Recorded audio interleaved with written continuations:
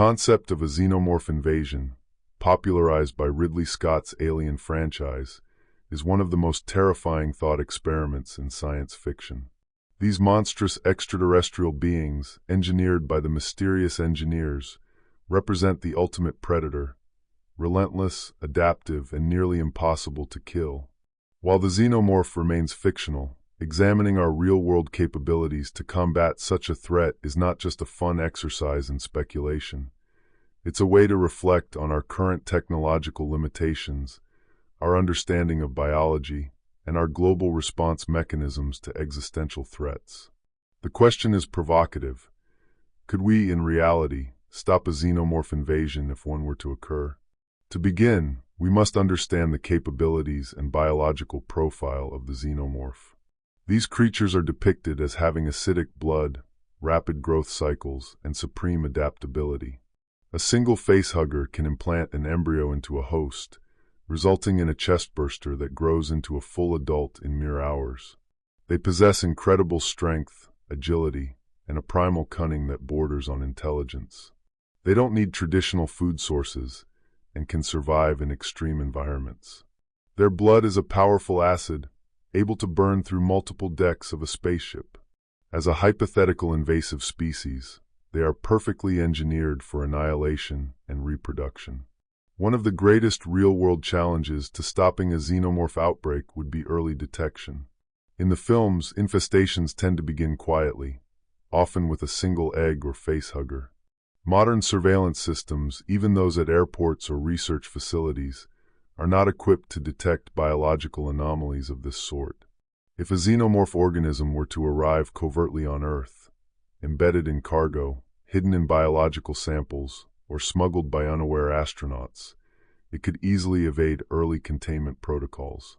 Our current pathogen detection tools rely on known biological markers, and the xenomorph, being an alien life form, would not register on typical diagnostic tests. Suppose one were to be discovered in a remote facility or city. In that case, the first step would likely involve quarantine, a tactic humanity already employs for viral outbreaks. The CDC or WHO might establish a containment zone, isolating the area. But xenomorphs don't behave like viruses. They are mobile, intelligent, and hunt actively. Containment based on cordoning off a space, such as a building or small town, would almost certainly fail unless backed by overwhelming military force and airtight logistics. Speaking of the military, could modern armed forces defeat a xenomorph outbreak? The answer depends on scale.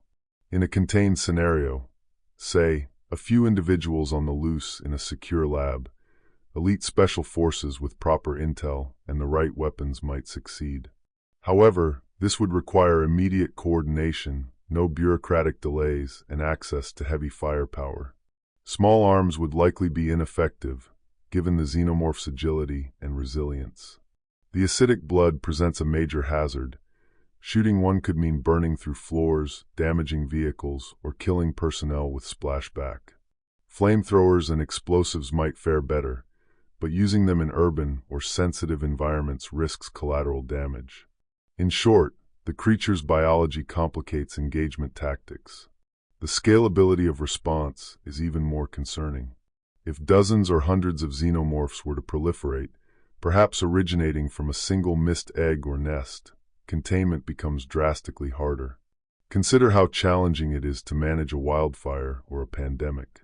Both require coordination across jurisdictions, the cooperation of civilians, and sustained effort over weeks or months.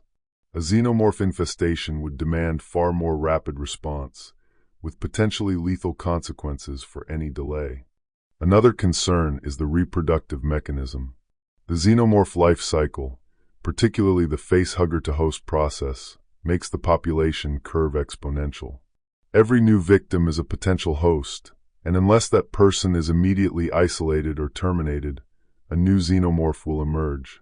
The horrifying reality is that a single facehugger could doom a city if left unchecked. It is here that real-world biology provides an unfortunate parallel. Certain parasitic organisms on Earth follow similar reproductive strategies, hijacking their host's body to propagate. Unlike a virus, which needs specific conditions to replicate, the xenomorph simply needs access to a body, and any warm-blooded creature seems to suffice. Could we use technology or robotics to combat them? That depends. Automated defense systems, such as drones equipped with thermal imaging and high-yield weapons, could be helpful. However, xenomorphs are known for evading sensors and moving through ventilation shafts, underground tunnels, and other unconventional routes. An AI system would need to be specifically trained to recognize their heat signature and movement patterns. Given their stealth, real-time surveillance would be essential, likely requiring satellite imaging, motion detectors, and even seismic monitoring.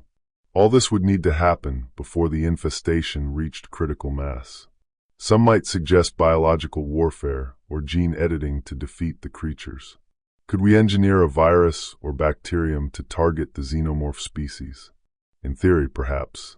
But in practice, the alien nature of their biology poses a major obstacle. Earth-based pathogens are evolved to interact with Earth-based cells and DNA. The xenomorph's unique physiology, perhaps silicon-based or derived from synthetic origins, would make it immune to most natural diseases. Creating a targeted biological agent would require extensive study of a live specimen, something incredibly dangerous. One containment breach during such research could spell disaster. There's also the ethical and psychological aspect to consider. Xenomorphs trigger primal fear in humans, the fear of the unknown, the loss of bodily autonomy, and the presence of an unstoppable predator. In a real-world scenario, panic would likely spread faster than the infestation itself. Social media, news coverage, and word of mouth would amplify fear, possibly leading to riots, mass evacuations, and societal breakdown. Even if governments tried to keep the information secret, leaks would be inevitable. Managing public fear, coordinating evacuation plans, and preserving civil order would be as important as fighting the creatures themselves. One glimmer of hope lies in nuclear deterrence.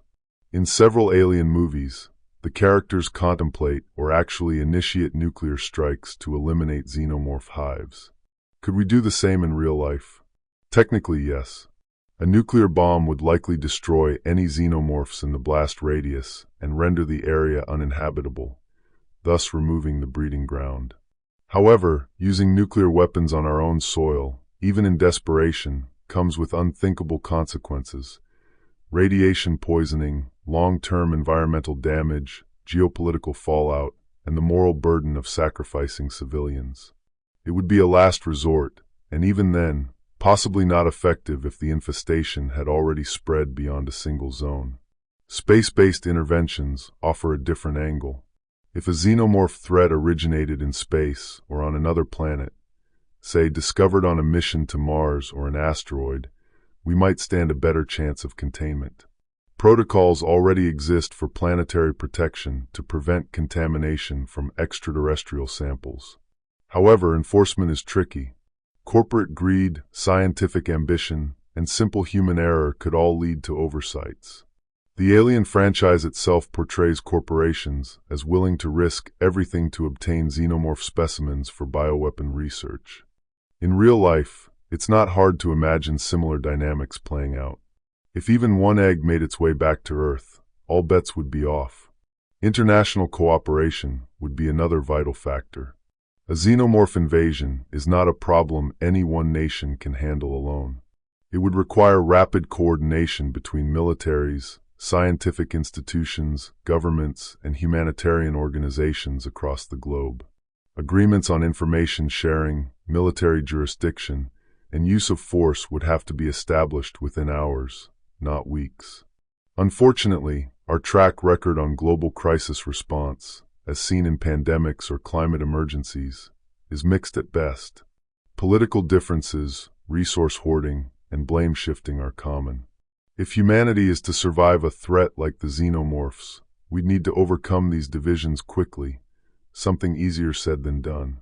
Another consideration is our habitat. Earth is full of complex environments, jungles, cities, caves, oceans, that would all serve as ideal hiding and breeding grounds for xenomorphs. Once embedded in a difficult-to-access biome, hunting them becomes exponentially harder. Thermal imaging might not work in hot, humid environments. Sonar might be disrupted by terrain. Underground networks, such as sewers and subway tunnels, could become breeding grounds, and clearing them out would require immense manpower and risk. In such conditions, drones and robots might be too fragile or unreliable, while sending in human teams would be tantamount to suicide. Ultimately, the best real-world strategy against a xenomorph invasion would center on prevention, not reaction. Avoiding contact, containing extraterrestrial samples, and enforcing strict quarantine measures on space missions are key. Any biological sample returned from beyond Earth should be analyzed in orbit or on secure lunar facilities. Cargo and personnel should undergo rigorous decontamination. Space exploration agencies would need to prioritize safety over discovery, a shift in culture that may not be universally welcomed. But in the face of such a dangerous adversary, caution must outweigh curiosity. So, can we stop a xenomorph invasion? The answer is yes, but only under extremely specific and ideal conditions. Early detection, airtight containment, international cooperation, and the use of advanced technologies would all have to align perfectly. Even then, success would not be guaranteed. The more realistic outcome is that any failure at the early stages, any delay, any underestimation of the threat, would lead to catastrophe.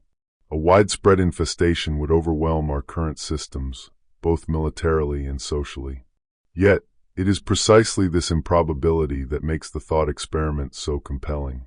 It forces us to ask hard questions about our preparedness, our technological limits, and our political resolve.